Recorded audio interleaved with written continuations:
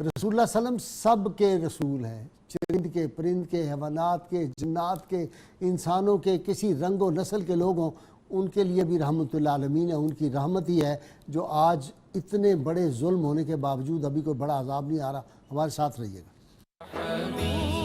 Welcome back ناظرین اکرام، آپ چاروں مہمانوں کا بہت شکریہ۔ ناظرین اکرام، قول حکمت ہے جی، سیدنا علی مرتضیٰ شیر خدا فرماتے ہیں ان قریب لوگوں پر ایسا زمانہ آئے گا کہ ان کی بادشاہی قتل اور ظلم کے بغیر نہیں ہوگی۔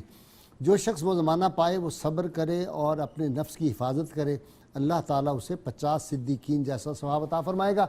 یہ جی کتاب الشفا کبیر سے اور اس میں اعظم ہے، اور اللہ کے محبوب صلی اللہ علیہ وسلم نے اپنے چچا جان سید الشہداء سیدنا امیر حمزہ کو یہ بتایا تھا۔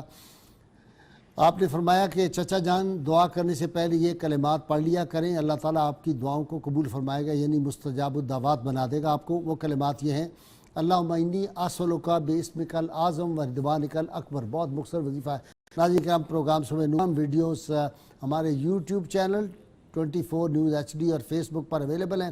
نور سار کے نام سے جو ہمارا پیج ہے اس کو بھی لائک کریں۔ اللہ تعالیٰ سے دعا، اللہ تعالیٰ حضور رحمت کونین صلی اللہ علیہ وآلہ وسلم کی غیر مشروط محبت لامحدود فضائل نصیب فرمائے۔ نعرے کے لیے تیار ہو جائیے تاکہ ہم صغیر نقشبندی سے نعت سرور کونین صلی اللہ علیہ وسلم سن سکیں۔